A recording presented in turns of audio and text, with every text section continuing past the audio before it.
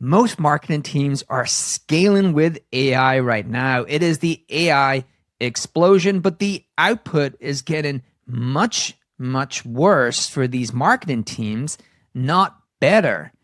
It's more volume, it's more channels, it's more agents running autonomously in the background doing the marketer's work. But the problem is everyone is having a debate externally about what marketing jobs will AI eliminate. And it's really the wrong debate. The more important question is, what are the ones we actually need to make sure AI does an incredible job for our company? What AI jobs will exist in the next 3 to 6 months from marketeers that didn't exist 18 months ago? And I'm going to tell you the 5 roles you need to have in your future marketing team to make AI successful for you and your business. All of that and more on this episode of Marketing Against the Grain. So why is this happening now? What's changed? Well, I think 3 things are really coming together at once to kind of set the scene for why I think a lot of marketing teams are struggling with AI. I think we are in the thing that I call the messy middle. Everyone can use AI to create things, but they're not using AI to create things of any real substance. Now, first, AI went agentic. We moved from tools you could prompt once to agents that run autonomously in the background 24/7. You see it all over your X feed, all over your LinkedIn feed. Marketing teams went from using AI to deploying AI. And that brings a whole set of different problems. Gartner says that 40% of enterprise applications will include task-specific AI agents by the end of 2026. So it's not a prediction, it's already happening. You likely are using some of these agents yourself. So within the tools you use, there's much more autonomous agents being used. The second one is, we know this, we've talked about this a lot on this show. AI source traffic has really exploded from these AI platforms like ChatGPT and Perplexity. It's increased anywhere between 500 to 600% across the last 5 months. We see this within our own data. The amount of traffic we're getting from these answer engines has grown over time. The way buyers discover brands has fundamentally changed, and most marketing teams are still running their SEO strategy like it was built for 2020. Third, the content volume problem has hit a wall, right? 88% of marketers now use AI in their day-to-day work, but only a third of organizations have moved beyond experimentation into something that's actually scaling, right? The gap is not tools, it's how you have people using AI. There's just this huge skill gap. There's this huge gulf in how you need to set up your team to be successful with AI. Our team put together an AI career strategy guide that uncovers the $100,000 AI jobs that no one is talking about. It also includes an insider roadmap from AI experts and market data that shows 150% job growth in these emerging roles. Get it right now for free. Scan the QR code or click the link in the description. So we're going to go through each of these 5 roles. I want to start with the prompt strategist, role number 1. This person is really the person that owns the entire team's prompt and infrastructure, right? They build the shared library of prompts. They train the team on how to use them. They're accountable for the consistency of the AI output across the whole function. You want to think of them as the person who stops your team going rogue with prompts. Now, the interesting thing is the delineation between someone who can prompt really well on your team and someone who cannot is huge. So if you have a prompt strategist that actually up-levels the entire team, provides them with a prompt library of how to get the best out of each model for the use cases that your company truly care about, it elevates the entire team all at once. Now, here's real-world proof. Companies using structured prompt engineering, they report 40% fewer hallucinations and 60% better brand alignment in their AI comms. So that's not a small number when you're running AI across an entire team. You know, the failure story that's happening in your team right now is every person on your team, they're prompting differently. Your content agent is using different instructions than your campaign agent. Your social copy sounds nothing like the email copy because there's different people prompting in different ways. And the volume is going to keep going up. And so you start to see this huge disconnect between all of the output your team is producing and the customer experiences all of that, and it's incredibly jarring. The prompt strategist is the person who really is going to fix this before it costs you dearly in bringing that to life in your customer experience. So they would maintain and enable people on your prompt library. So you can see here, this is a prompt library. We have different marketing prompts. We can scroll around. So your team can come in here. They can come in and they look to see what prompts they have for their different use cases. If I'm in SEO and AEO, I can come in and say, well, I want my AEO content optimizer. There's a prompt. The prompt engineer will refine this and improve this as they continue to see the input. We can see the model. We can see who owns the prompt. We can see how many times it's been used, when it was last updated. So in this way, your prompt strategists, they own that prompt library. They own the integration of all these prompts. They own the improvement of the prompts because they can see all the output. They can make them better. And it's pretty cool. You can start to see how your team is using these things across all of their work. So that's number one, the prompt strategist. Let's get into number two. Number two is a big one, your agent ops manager. Now, this could actually be marketing wide or go to market wide. And this is really the most underrated of all five. As marketing teams, they're going to deploy fleets of AI agents, and they're going to be agents for content, for prospecting, for campaign management, for AEO. Someone has to manage them. I'm telling you from experience, someone has to manage them. They have to monitor performance. They have to catch these kind of failure states. They have to onboard new agents. Think of it as your chief agent officer, right? In today's world, we have a chief product officer. In the world tomorrow, we're going to have a chief agent officer. And I love this quote here from Joe Mora, who we've actually had on the show, the CEO of Crew AI. He says, just as DevOps reshaped software deployment, agent ops will reshape AI operations in 2026. A very important quote. Marketing ops is for the agentic era, right? That's what this role really is. Now, let me give you a real example. So Unilever is actually one of the most advanced examples of this playing out in the enterprise at scale. They've built what they call a brand DNA system. It's a training repository that ensures the AI models only source from approved brand voices, values, and visual identities. So their Beauty AI Studio produces assets up to 30% faster. And critically, they double key performance metrics like video completion rate and click-through rate at the same time. So that's not just speed, that's a managed system. So that's Unilever have actually integrated AI and agentic ops into how they actually do their marketing. So without agentic ops, your agents are going to be running all over the place. No one's going to be watching them via a dashboard. They're going to have inconsistent output and probably going to break in ways you can't even imagine. So that's the second role, agent ops. Let's get into our third role, and that's an AI specialist. This is the one we've covered a lot on this podcast before, on this YouTube channel before. How buyers find you has really changed forever.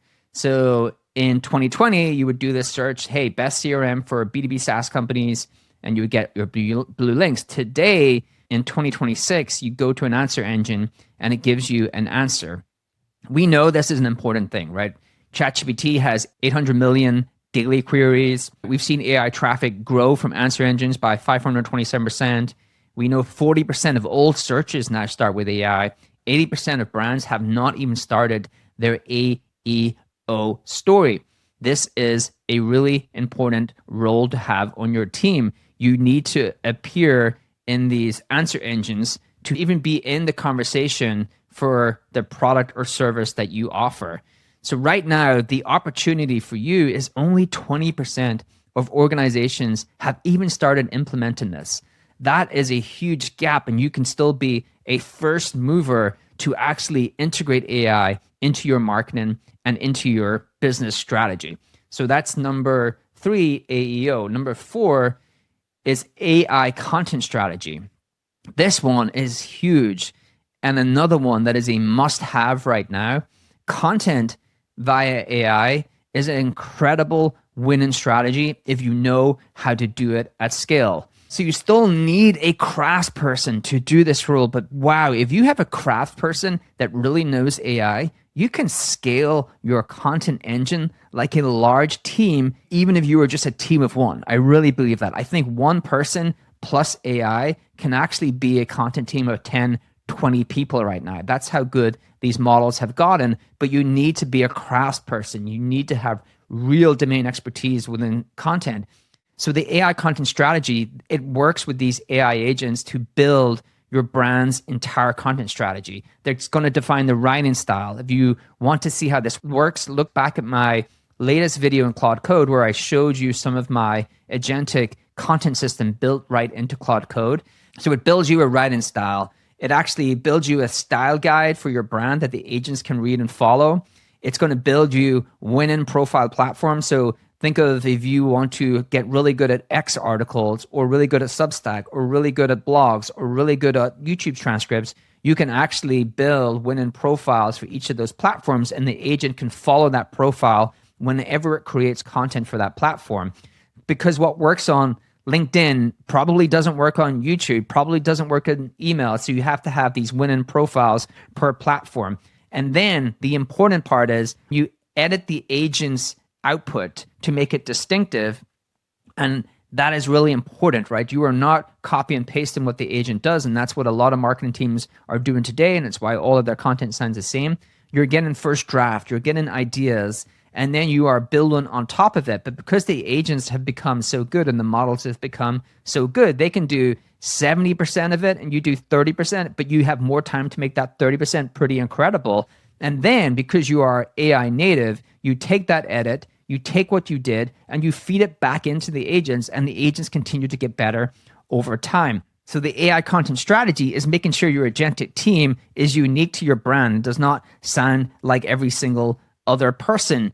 And this is not a niche thing. Coca-Cola are trying to go all in AI for a lot of their content. If anyone saw their 2025 holiday campaign, it was a lot of AI integrated into it. They obviously got called out in 2024 for doing something pretty bad. It was really AI generated, looks really bad.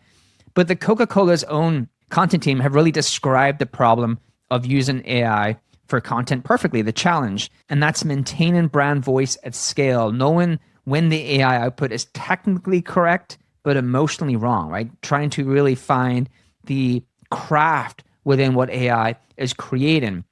And that's the job of the AI content strategist. Coca-Cola is actually still trying to figure out the right balance. The brand that hires this role can be ahead of large brands like Coca-Cola who are still trying to do that. And you compare that to Unilever, who I talked about earlier on, their chief of growth and marketing, who said, this isn't just about pushing out more content. And that's what a lot of marketers are doing. Anyone can do that. It's about starting with a deep, deep understanding of people's needs and desires. If you go back to that video I mentioned, the Claude Code, I talk about building a content profile for your audience to create content for them.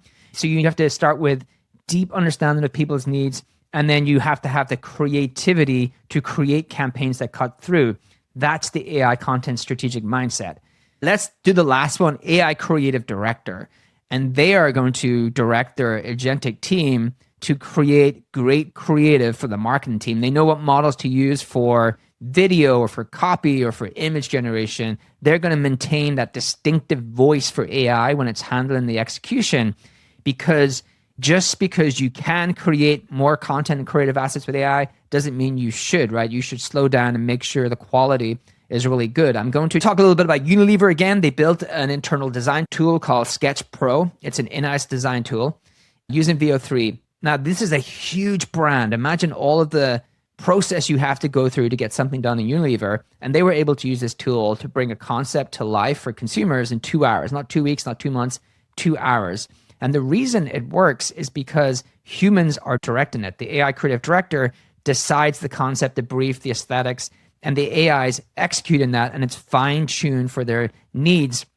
And what they found is content was created 65% faster with up to 55% cost savings, and their engagement metrics have actually gone up. And so they've built their own internal creative studio. Without an AI creative director, you're going to get the Coca-Cola version. Go look to see their ad slop campaign. It's volume without any soul. So just because you can do fast doesn't mean you can do better. The key for this is if you have an AI creative director, you can do both speed and quality at the same time. And that's going to be really, really important. All right, so here's the 5 rules that I think are going to exist. These are the future marketing team, I think actually these 5 roles could probably do a lot of your marketing right now. This is a great quote from Andrew Yang. AI won't replace workers. Workers who can use AI will replace workers who don't. I think we probably heard this before, but I think that's where we're going. And these 5 roles, the prompt strategist, the agentic ops manager, AEO specialist, AI content strategist, AI creative director. So I think these 5 roles are going to be fundamentally important, critically important to marketing teams of the future. In fact, I think these 5 roles can probably do a lot of your marketing. And in every single one of these roles, AI is doing a large part of the execution, and the human oversight is making the agents in AI better and better and better. And so the roles exist to make sure AI executes well. And we're going into the era of where people are going to be skilled in managing AI and making the output from AI better. So that is the future of marketing teams, the future roles that we're going to see become more and more important. I hope this was helpful for you, and I will see you all on the next episode of Marketing Against the Grain. This data is wrong every freaking time. Have you heard of HubSpot? HubSpot is a CRM platform where everything is fully integrated. Whoa, I can see the client's whole history, calls, support tickets, emails, and here's a task from 3 days ago I totally missed. HubSpot. Grow better.